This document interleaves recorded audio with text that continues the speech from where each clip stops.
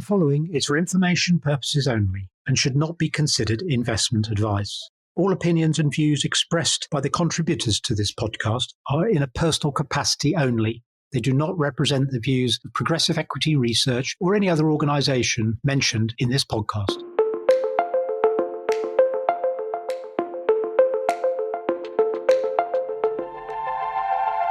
Hello there, and welcome to Talk Tech from Progressive with George O'Connor and myself, Ian Robertson, the podcast where we talk about the UK small and mid-cap listed tech market and try and bring some facts and understanding to bear. So, George, what have you been up to these last few weeks? Hey there, Ian. Great to chat with you. Wow, what a maelstrom it's been this week. First off, we had the macro, the rates rise in Japan, US jobs data, prompting fears of recession, markets then in wipe down. And then we move from sort of Wall Street to Main Street.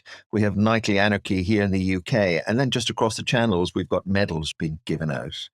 In terms of work this week, thematically, week 4 results echoing week 3, tech challenge, persistent downsizing, companies hitting expectations, but rather go into the results of the week. I was really interested in 2 prints. And that was firstly, Allianz Technology Trust, and secondly, Polar Capital Technology Trust. The guys in Allianz are talking about divergent performance. They're seeing semiconductors up by 60% in the period, software more muted, 14%, IT services down 5%. Looking at Polar Capital, they were talking about their top 15 equity holdings. The Mag 7, they're in the top 5, so not all of them in there. They are 38.5% of the funds, but their top sector is semiconductors, and that's just under 39% of the fund. So we're seeing from the professionals big focus and interest in semis. And Ian, I'm wondering, can we gazump some of your research looking at the semi space? And can we ask, why the focus on semis? But that was part 2, in fairness. And then part 1, can you tell us a little bit about some of the research you're doing into the semi space? Well, I suppose to a certain extent they're linked. I mean, what I've been writing about in the last week or 2 has been about ASML, which is the company that enables all these semiconductor companies to produce the leading edge chips, the 3-nanometer chips. And it is those products that enable all the other things that we've seen over the last few years. It's this equipment that enables smartphones, SaaS, cloud computing, onwards and onwards, until, of course, we get to AI and whatever happens next. And it's always been interesting, having been on both sides of the fence as a software analyst and also as a hardware analyst, and specifically as a hardware analyst covering the semiconductor space. The 2 sectors don't ever seem to sort of match up with their expectation of what is going on in the world. The semiconductor industry is very good at promising and then failing to deliver. And then when it eventually delivers, the software industry sort of picks up. And by the time we all get hung up on what the software industry is doing and where it's driving itself, we roll over into the semiconductor industry and start looking at their huge operational gearing and start thinking that's a great place to be.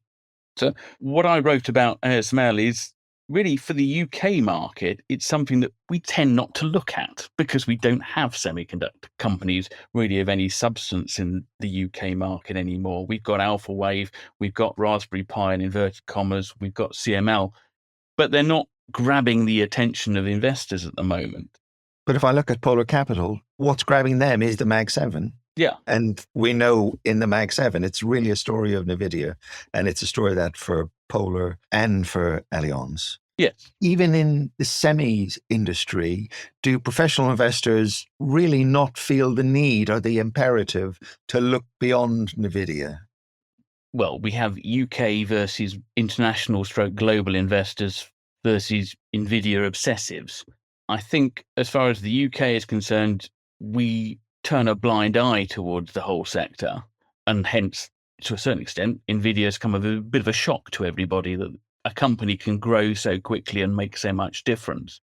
And then there's the other sort of layer of things, which is the AMTs, the Broadcoms, the other layer of semiconductor companies that are doing things in AI and following on behind the thorough that Nvidia has sort of forged. These are the companies that are getting attention now.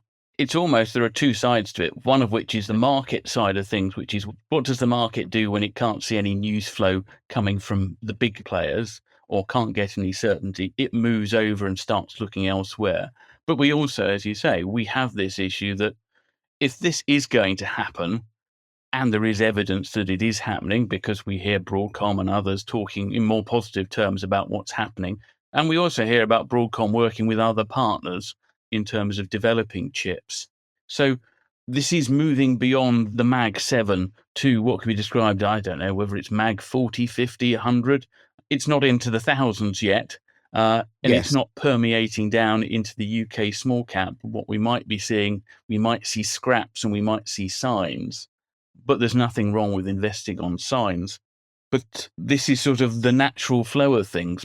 But it's a question of making sure that you don't go too small or too speculative, because there are going to be upsets along the way, as we've seen over the last few weeks, which can hit your speculative plays quite hard. So for me, going back to the professionals who've reported, so Allianz and Polar, they were absolutely correct to weigh their portfolio into semis in this early stage of Gen AI. But then surely, as customers move and the news flow starts to move, we have this opportunity in this wider ecosystem, as you said, the Mag 1000, of companies who are beneficiaries. So this week, in terms of tech, we've had a whole array of reporting from travel tech, AirBNB, Hostel World. We've had IAS guys. In terms of that community, we had Equinox and Rackspace. We had from data analytics, we had the guys at Palantir. And from professional services, we had EPAM and ThoughtWorks. We also had Breckley, because they reported, i.e. downgraded, just this morning. But in each of them, there are messages of increasing pipeline and revenue from Gen AI. We started this discussion sort of somewhat lightheartedly, if you can do so, talking about a crisis in Japan, in America, on the streets of the UK. And I remember we must always make use of a good crisis to try and see where the new opportunities might reside. And in that, I was interested in your views on ASML.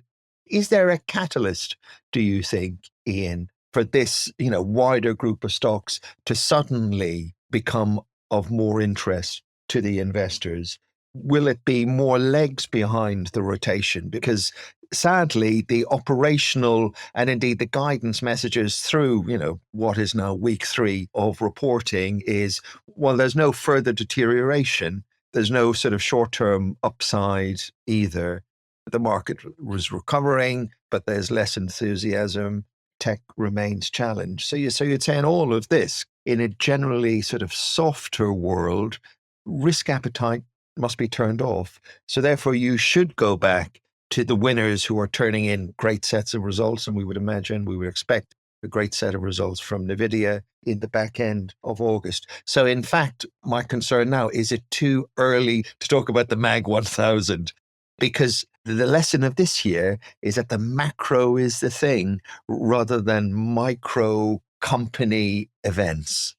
We lack a theme, I think, is possibly the best thing to describe it. At the moment, what I've just described as an investment approach is somewhat whack-a-mole. There are going to be positive stories, but I don't think there is any consistency as to where people are going to be using it. The Mag 7, people talk about your application of AI for those companies. It's still not clear. So if they're not clear, why should anybody be clear anywhere else? It's a question of, I hesitate to say the words like Peter Lynch. It's that kind of mentality of what is going to happen, what companies can get a lift from using AI and using AI properly, and which companies can get a lift without having it competed away. It's all very well us talking about, say, supermarkets using AI, but if they're all going to use it, so what? This is just a shift of money from supermarkets across to the consultants stroke semiconductor manufacturers. And for the moment, I don't see the themes coming through. Whether, yes, we talk about the edge, but which edge? Whereabouts is the edge? Is it in the smartphone? Is it really going to be in the smartphone? Apple can talk about adding functionality to their next generation of iPhone or iOS, but how many people are going to be paying up for that? And how many people beyond the US are going to be paying up for that? Is it going to help them break through into any new markets? Is it going to help them address any of their issues they might have in China? Probably not. Sadly, you're echoing the analyst call on Meta, actually, and Mark Zuckerberg was pretty much saying the same thing. You will see the ROI, but it'll be later than you expected. Now, that said, because you mentioned Peter Lynch, I'm going to play Snap with you. I don't know if you sat through on Palantir. They had a cracking Q2 print this week, 27% revenue growth. The usually entertaining CEO, Alex Karp, there didn't disappoint this time either. To quote him, "The playbooks of the past are no longer working. And even the people who believed in them now know this." It's unsettling, to say the least. But at the same time, for him, it is a story on we are in a time of change. And I guess when you said earlier, and I was sort of struck by it, you said, we don't have a theme at the moment. And this time, 12 months ago, we said, we have an amazing theme that is structural in its importance, and it's a theme that blows away everything else. And that's the Gen AI theme. And I guess possibly what we've all forgotten is the Gartner hype cycle. So themes come and then they disappoint 12 months on.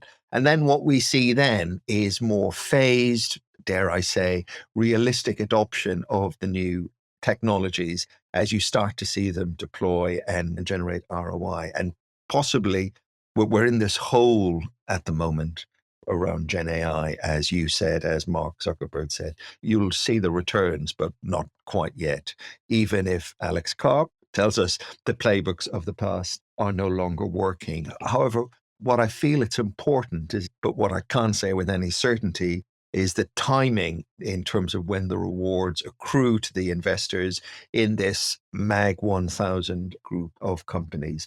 Because at the moment, the operational results say risk off.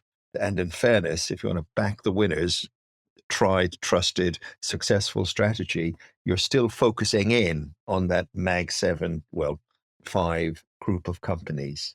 But it's August, it's silly season. Yes. There should be uncertainty. I mean, just going back to that Meta point, it's interesting to see that people were more positive about Meta this set of results than they were last set of results. And I think the way in which these results from Gen AI are going to come through, they're going to be different for the MAG 7 across them.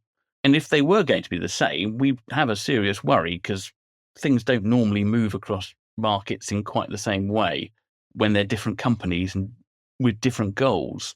So I am concerned that people may be looking at what results do Meta finally get out of AI, and then they read that across to everything else. Yes, you might get results out of AI earlier for Meta, but it's not going to be quite as whiz-bang as it could well be for Google or perhaps Microsoft.